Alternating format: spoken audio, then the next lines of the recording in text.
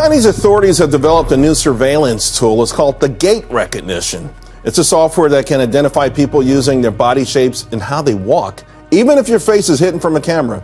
This is already, in fact, being used by police in China, and it's raising a lot of concerns about how far this technology will go and how deep will this Deep Brother thing go in the country.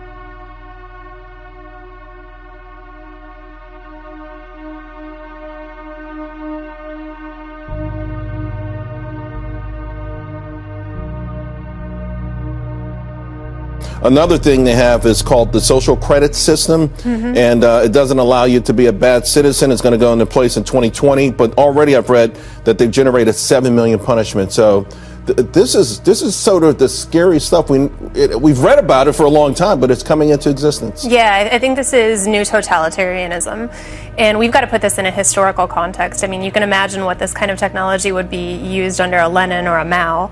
Unfortunately, the trajectory of human rights and freedom in China is going the wrong way. We've seen Xi Jinping in many ways take plays out of Mao's playbook. So I think this is incredibly disturbing.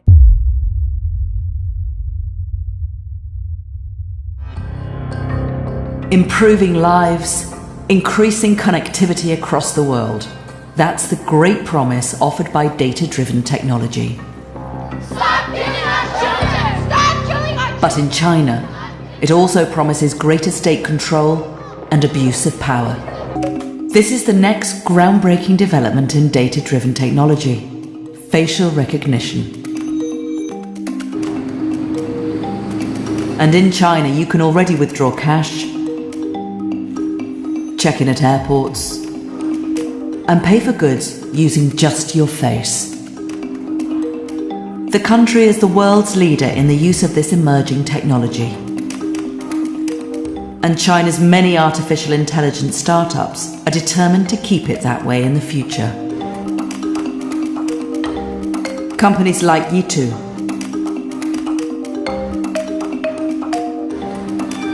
we're pioneering artificial intelligence research and innovation in the hope of creating a safer, faster, and healthier world. 第一次发现，参加展会可以不必排队。Yitu is creating the building blocks for a smart city of the future, where facial recognition is part of everyday life. This could even extend to detecting what people are thinking. 人工智能 Facial recognition, they can read people's emotions, and we are actually now working on these innovative demonstrations and technology. But the Chinese government has plans to use this new biometric technology to cement its authoritarian rule. The country has ambitious plans to develop a vast national surveillance system based on facial recognition. It'll be used to monitor its 1.4 billion citizens in unprecedented ways, with the capability of tracking everything from their emotions to their sexuality. What you buy, how you spend your time, if you jaywalk, if you smoke on a train, if you criticize the government, even a family or friends. I mean, this is... It's going to track what apps you're on your phone. It is Big Brother writ large, and if you think about the steps that Venezuela, Russia, and China are taking to implement their own cryptocurrencies, by 2020, I suspect they will be able to track their citizens' every economic move. I mean, the disparagement of economic freedom, of personal liberty. I mean, just when you think that China is so strong and clamps down so much, if there's an economic slowdown coming, they're going to have to maintain social order. Thousands of people in Sweden have opted to trade in their ID and their credit cards for tiny microchips that would be implanted like underneath their skin. Yeah, these chips are supposed to take the place of key cards, rail cards, credit cards. The chips are typically the size of a grain of rice and are implanted just under the skin between the thumb and forefinger.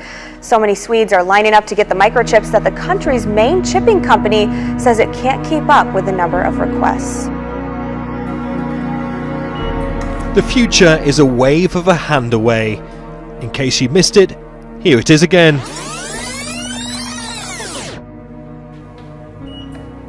This is a whole new level of security. No keys or access cards, difficult to steal and copy, but the technology requires a certain level of commitment that's not for the faint-hearted. So this is where the microchip implant story begins, for those who want them at least. Banking, security, general users, so contactless payments, passport data, all could be stored on these microchips and embedded in your hand. Comes down to convenience, I suppose, for a lot of people. It's very hard to lose your hand. This is one of several implant firms reportedly in discussions with British financial and legal companies. The names of the companies are being closely guarded.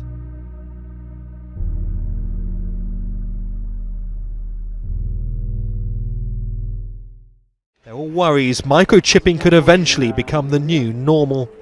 Societies embrace the mobile phone, making us easy to track on a daily basis. But by implanting microchips, there may be few places left to truly escape from technology. But I'm just not even feeling comfortable.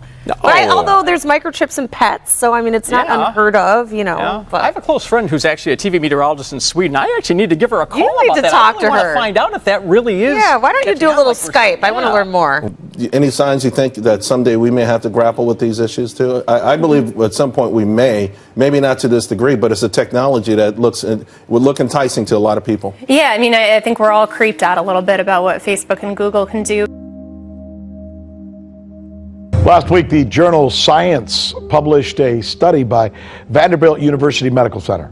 It advocates for the creation, get this, of a universal, nationwide DNA database, including you and me and everybody else.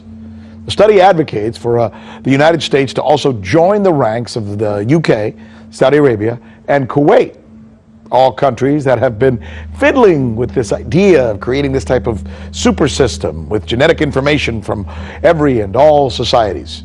This study also submits that building this universal DNA database, you know, that swab thing that they send you that we've all done or sometimes police ask you to do, would actually result in more privacy.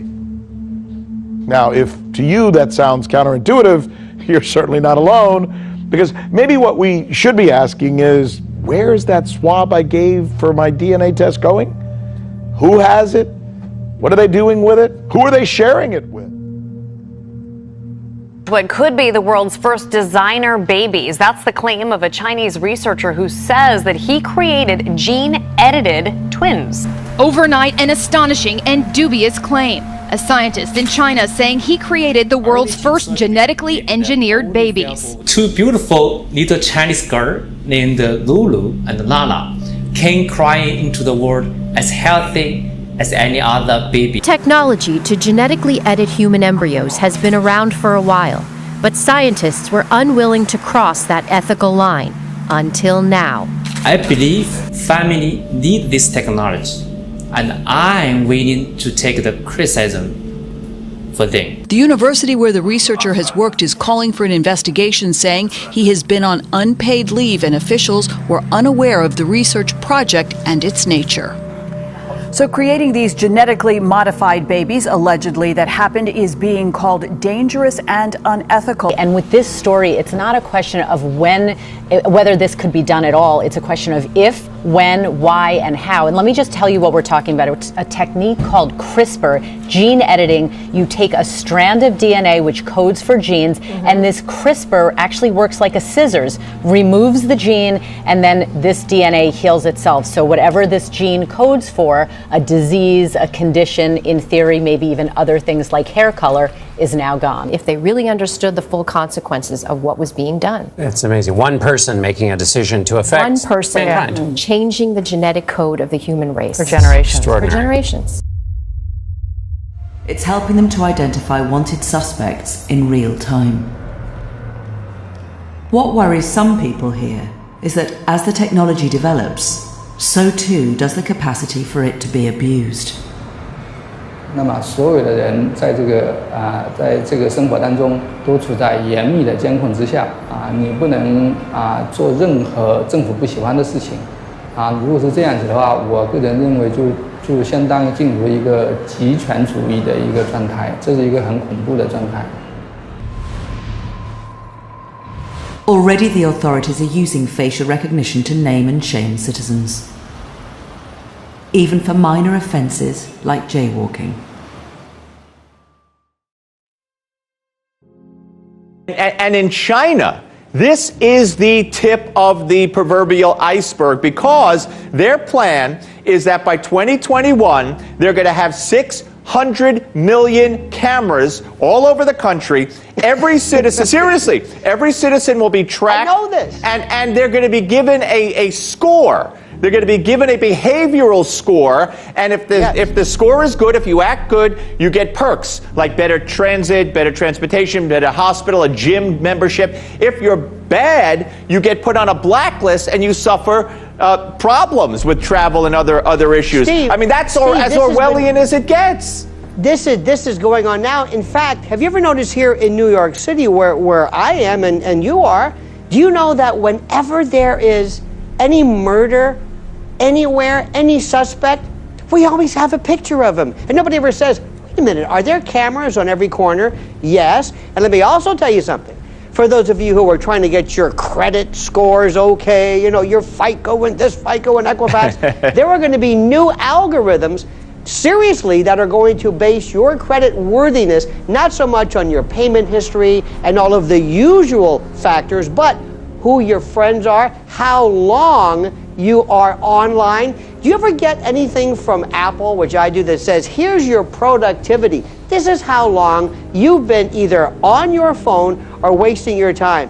Steve, this is not the future. We live in a 24/7 real-time panopticon. We are watched every step of the way. And what scares me even more is not that we're talking about this, but that the newer generations who were born in captivity don't have any appreciation for this thing that you called Orwellian, this dystopian horror story that's been written. And that's great. Now. That is a great, seriously, all kidding aside, born into captivity or born in captivity, that is a great way to put it. His sermons, many of them widely circulated on social media, soon made him a rising star and an important player in the Christian revival that was sweeping China. All that has come to a screeching halt with his arrest and the closure of the church. Still, members of his congregation vowed to keep meeting despite the risk of arrest.